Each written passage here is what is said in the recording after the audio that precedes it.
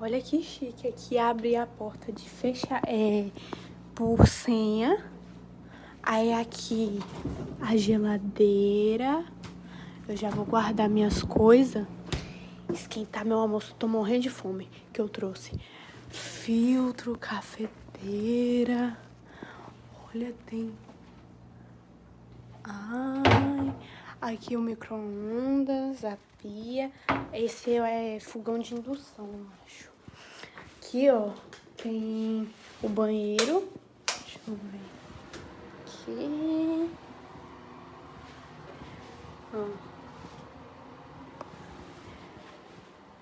Aí aqui a cama.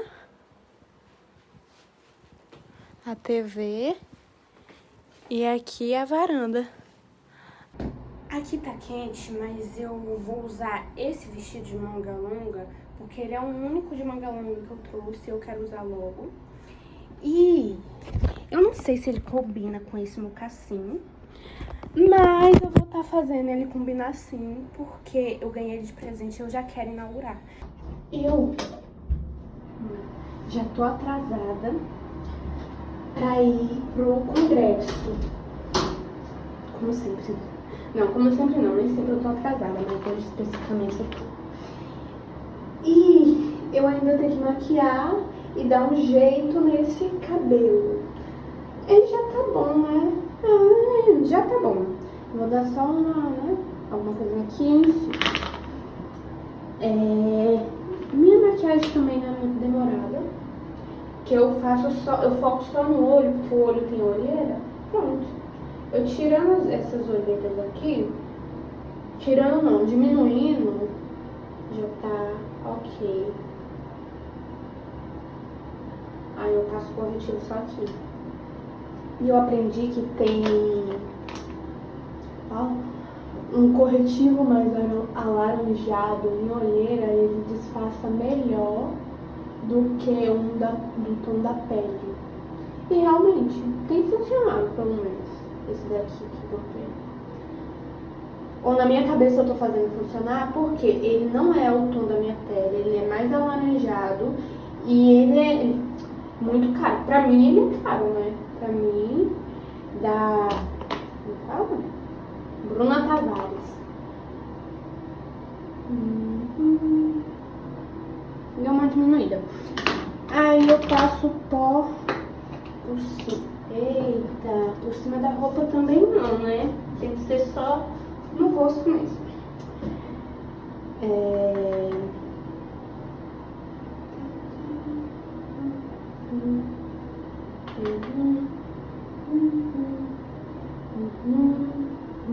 O tempo vai passando.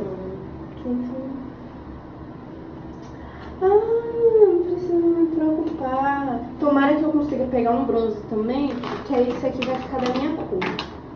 Pronto, solucionei um problema aqui agora.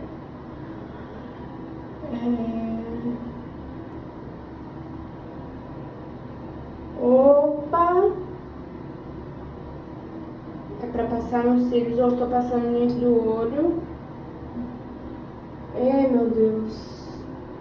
Ai, vai começar a lacrimejar, vai negociar tudo. Ai, meu filho, melhora logo, bora. Ainda bem que é perto, por quê? Se não fosse, eu estaria muito atrasada.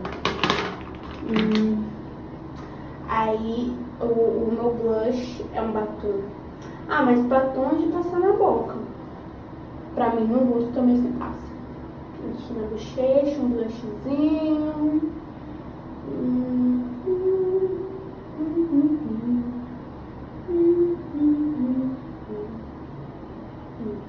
Fazendo isso aqui só hoje, porque daqui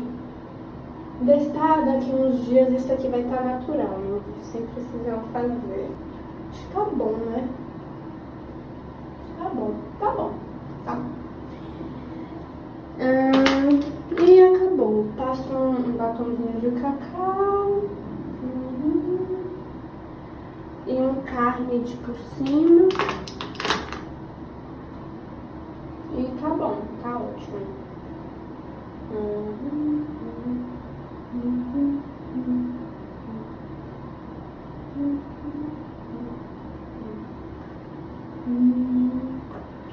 Tudo tá bom. Yes. E hoje eu tô atrasada também. Deixa eu desligar as luzes. Tô esquecendo nada? Acho que não.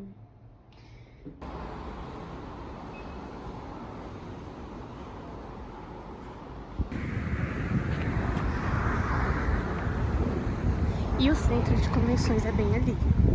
Então, tipo, o fundo é uma praia. E aqui o centro de convenções, onde vai ter o congresso.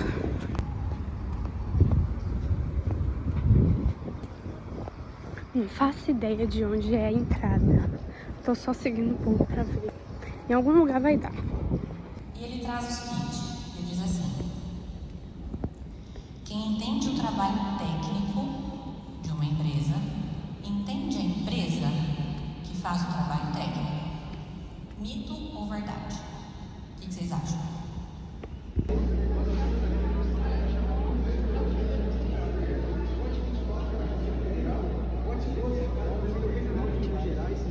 E ser competente significa que eu preciso ter uma base teórica, tá? E eu preciso de prática supervisionada, no mínimo. Isso, gente, para eu ter uma competência mínima, já existem anos de discussões sobre qual seria esse mínimo, e nós temos alguns parâmetros hoje, né? Já um psicólogo lá que se forma para fornecer psicoterapia é outra coisa. Então eu acho que a nossa graduação já abarca muita coisa no Brasil. E eu descobri que lá fora a gente ocupa 10 profissões em uma única graduação. Esse é o primeiro ponto. Então, dito isso, quando a gente volta a 60 anos no tempo, se quando a análise do comportamento, né, em termos de tecnologias para se estudar, para se discutir do ponto de vista de livros, de materiais didáticos, de aspectos de experimentação, tivesse desembarcado numa faculdade de educação, a análise do comportamento hoje seria sinônimo de uma linha da aprendizagem da pedagogia.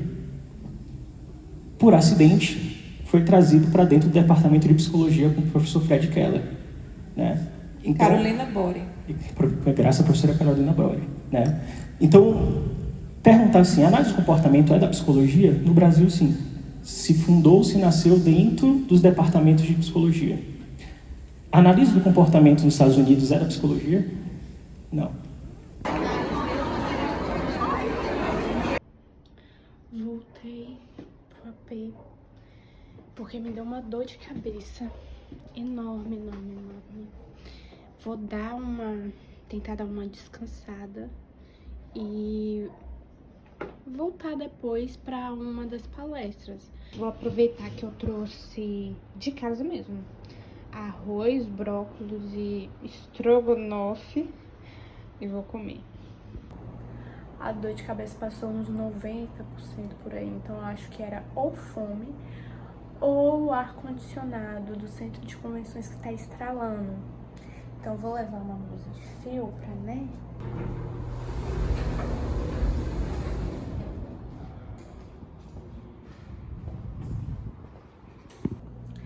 Passei no mercado rapidinho pra comprar algumas coisas pra comer de café da manhã amanhã. E uma coisa que eu tava querendo muito, mel de cacau. Isso aqui é uma maravilha. Era super viciada, só que em São Paulo é super difícil de achar. Então, vou comentar um pouquinho do primeiro dia. Eu amei, particularmente adorei. Na primeira palestra, eu fui na palestra que falava sobre terminei a faculdade e agora, alguma coisa assim do gênero. E eu amei porque ela falou sobre marketing, falou sobre vendas na nossa área, desmistificando muito daquilo que a gente sempre escuta falar, de tipo... Vou falar um pouquinho, comentar um pouco do que eu achei desse primeiro dia de congresso. Particularmente, eu amei todas as palestras. A primeira que eu fui foi da psicóloga Gabriela. E eu gostei muito de como ela abordou O tema era alguma coisa de tipo, terminei a faculdade e agora, alguma coisa do gênero assim. E ela abordou várias coisas da parte da área clínica que são essenciais, que são a parte de vendas, marketing, porque em questão nós estamos falando de um psicólogo, que ele ao mesmo tempo ele é o psicólogo clínico, mas ele também é uma empresa, então é uma pessoa só para administrar, inicialmente, né? Administrar muita coisa, porque uma empresa depende de tudo isso, do marketing, do conteúdo, ela falou sobre conteúdo estratégico, enfim. Gostei muito, muito, muito. A segunda foi uma mesa redonda, falando sobre as polêmicas recentes do ABA com TEA. Eu gostei muito das 3 pessoas que estavam lá, depois eu vou procurar saber o nome de cada um, assim, certinho. Eles responderam várias perguntas, trouxeram várias questões, como, por exemplo, falaram sobre algumas superstições que ainda existem, de pessoas sugerindo que para cura do TEA, é necessário apenas balancear a dieta. Falaram também do currículo em análise do comportamento, que tem uma defasagem enorme no Brasil. A grade, ela é bem geral, tem um pouco de tudo. Comparou, sim, com os Estados Unidos. Eu faço assim porque quando a gente vê várias comparações com os Estados Unidos, geralmente é a pessoa babando o ovo de gringo e tudo mais. Mas nesse caso não, porque realmente o ensino médio não, porque geografia e tudo mais. Mas o ponto é que a graduação, sim, a graduação é totalmente diferente, em que tem a base das matérias, né, do curso que a pessoa quer, mas ela tem que se especializar em uma área específica e ela se torna especialista naquilo, diferente daqui, que mesmo sendo psicólogos, a maioria das graduações, elas têm um pouco de tudo.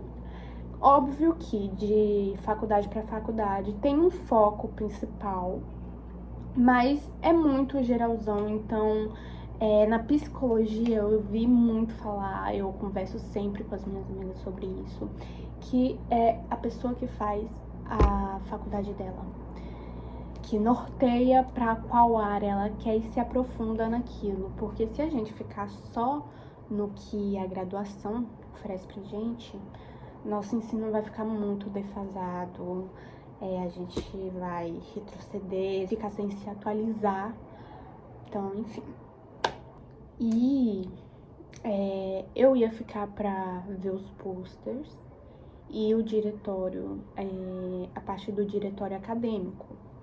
Só que me deu uma baita dor de cabeça e eu vim pra cá pra ver se passava, comi alguma coisa e levei o casaco porque eu desconfiei. Se não for fome, é esse ar-condicionado que tá estralando aqui, dito e feito.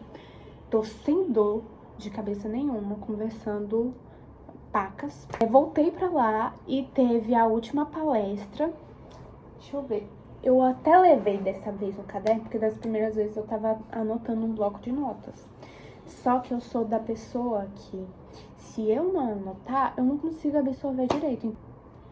Sensacional, sensacional. Saí do primeiro dia assim, ó, extasiada.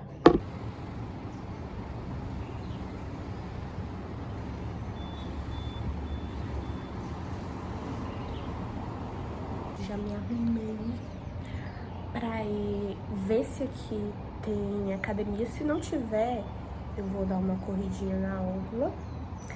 E eu tinha pensado, porque ontem eu fui dormir, era o quê? Umas 10h30, 11 horas. Aí eu vou acordar umas 7 horas pra dar umas 8 horas de sono, pra me ficar bem descansada. Mas eu pensei, dormir Eu durmo em São Paulo. Aqui eu vim pra ficar acordada mesmo, pra aproveitar cada minuto. Descobri que tem uma academia no 11º andar. Já vou pra lá.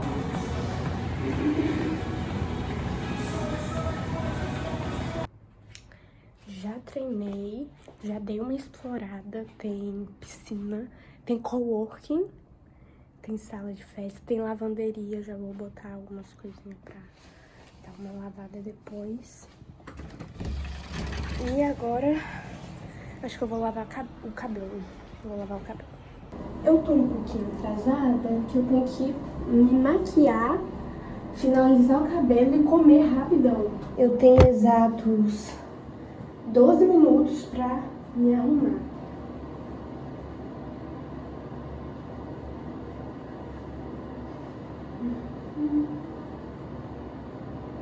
Vou botar uma musiquinha, né? Então eu tô quietinho.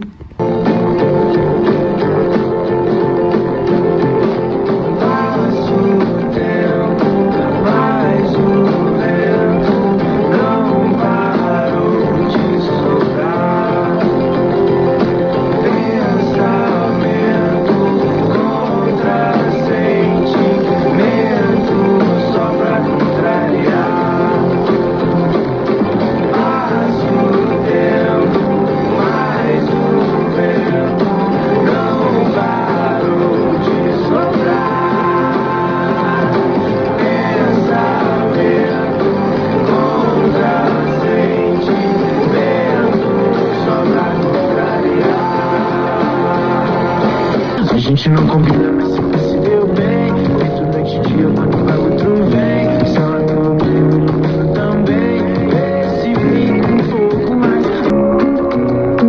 Vou ficar pra ver o outro dia amanhecer. Vou ficar pra ver o outro dia amanhecer. Você, princesa.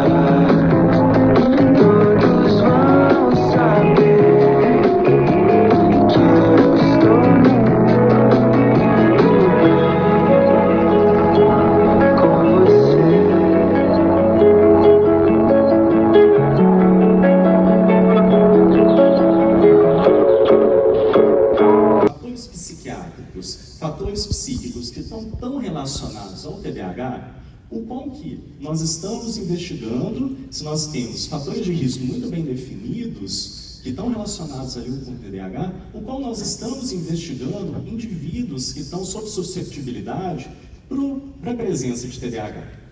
O paciente chega no nosso consultório dessa forma.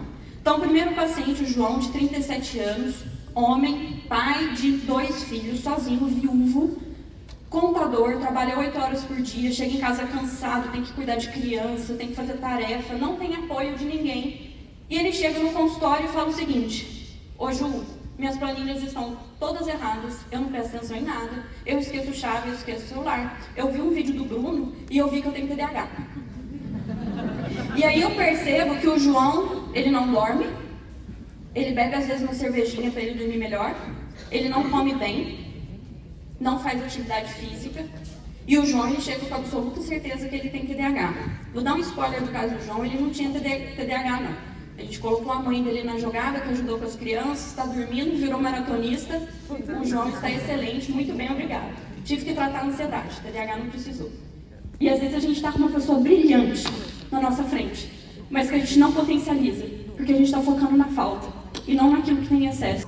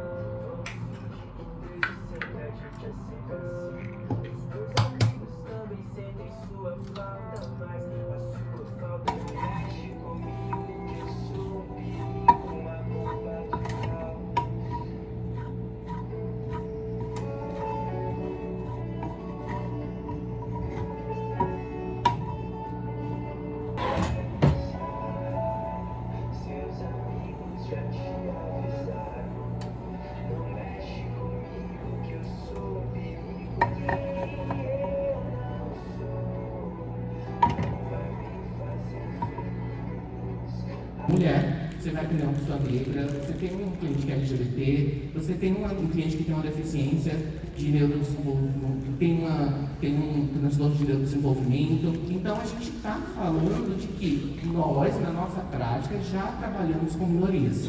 A questão é que nem todo mundo se deu conta disso, só que não saber que as pessoas com quem nós trabalhamos são parte de grupos minorizados pode afetar a eficácia da nossa atuação.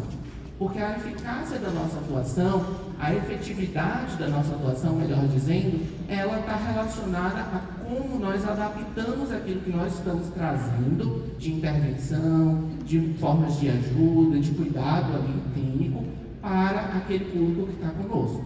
Não é igual todas as pessoas não são iguais. Então a gente vai precisar de letramentos específicos para as diferentes pessoas. Isso parece muito óbvio, mas a gente não fala disso na formação da gente na Aqui que ainda está o grosso da minha intervenção.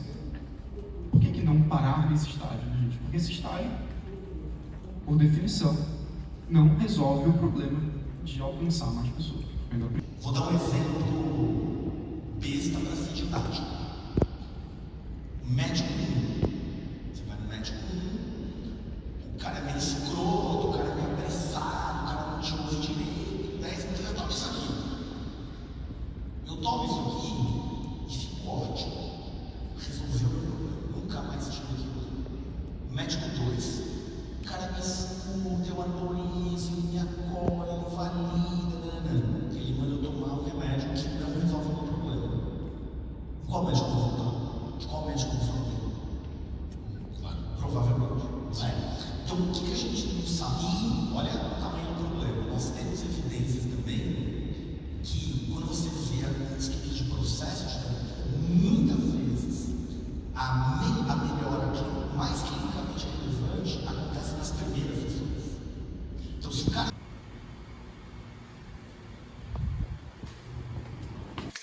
Enfim, segundo dia de congresso chegou ao fim. E eu amei as palestras que eu fui hoje. E a primeira palestra foi sobre TDAH e TEA, que é um assunto que eu tenho muito interesse, porém eu ainda não sei muitas coisas. Então, tudo que foi falado lá na hora, para mim, teve bastante coisa que foi novidade. Como eu sou estudante do terceiro período, uma das coisas que me chamou a atenção também foi falar que o TDAH, ele tem grande carga genética. Então, quando você vai diagnosticar, ou melhor falando, quando você já tem o diagnóstico de que aquela pessoa tem TDAH, também é muito válido você identificar na família dela se um irmão, os pais, tios, algum parente próximo ali também não tem TDAH, porque isso acaba influenciando no quesito que a pessoa cresceu nesse ambiente em que, se os pais também têm TDAH, eles achavam super natural todos os sintomas que a criança vem demonstrando, porque era uma coisa que eles também sentiam, sintomas que eles também sentiam. Então é bom dar essa investigada e tudo mais, enfim. Tanto também porque o TDAH ele começa na infância, então essa infância ela tem que ser investigada, perguntando para os pais como aquela criança agia, enfim, para buscar alguns sintomas desde a infância. Então, mostrou também alguns slides para diferenciar o TDAH de TEA, porque muitas vezes são diagnósticos que são dados em conjunto, não que não possa ser dado em conjunto, mas existem vários casos em que a pessoa tem TDAH, mas não tem TEA, ou tem TEA, mas não tem TDAH, mas também pode ter os dois. Então, é muito importante dar esse diagnóstico eficiente. Enfim, amei. A segunda palestra que eu vi no dia foi sobre psicoterapia com minorias, que foi um tema que eu queria muito assistir. Como o tempo era muito curto, eu ficaria horas e horas assistindo a palestra, porque é um assunto que eu gosto muito. Mas como o tempo era curto, então ele falou sobre 3 grupos minoritários, que são pessoas em vulnerabilidade, em situação de pobreza, pessoas negras e LGBT. Fez uma explanação muito boa sobre esse tema, deu referências para a gente buscar, correr atrás, enfim. A terceira palestra do dia que eu fui foi uma falando sobre inteligência artificial em psicoterapias. Como eu cheguei um pouquinho atrasada, porque eu queria descansar um pouquinho mais na hora do almoço, eu cheguei na parte em que já estava falando sobre como o ChatGPT e outras IAs, elas podem ajudar o terapeuta a usar as intervenções com o paciente. Mostrou como a IA ela evoluiu desde de 10 anos, 5 anos para cá, em que muitas pessoas, muitos psicólogos que estavam lá, eles não imaginavam que isso aconteceria e aconteceu. Também falou sobre a questão da confidencialidade, que não tem muita. Já foi vazados informações sobre chats, interações, enfim, as respostas e perguntas que são feitas ali. Só que quando um psicólogo for usar essa IA, é recomendado que ele sempre faça que nem em uma supervisão. Não exponha nome, nem idade, deixe essas coisas em sigilo e apresente somente aquilo em que irá ajudar a levar uma melhor intervenção.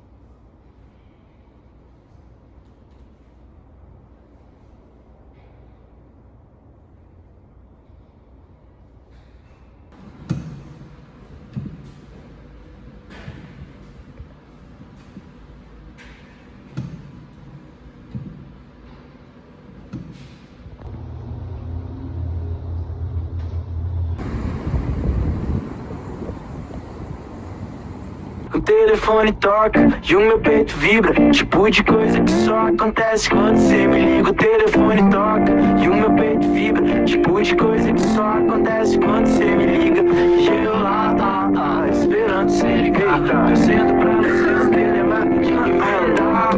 E eu vou chorar se tentar me vender algum tipo de plano que não seja o meu com você, com você.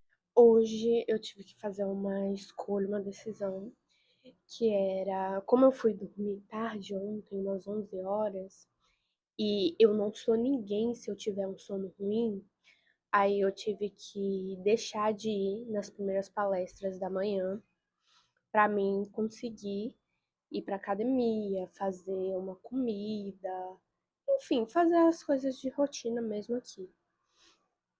E aí eu vou pegar a segunda e a terceira palestra. Eu já tô atrasada para a segunda palestra e eu tenho que correr.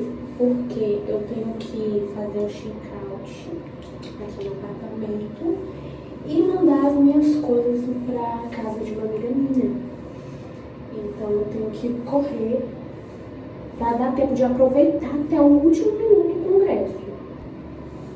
Eu comprei essa paleta aqui só por causa dessa cor verde, mas para disfarçar a espinha. Mas não vai dar para mim usar porque sempre acontece alguma coisa e eu fico perto de me atrasar.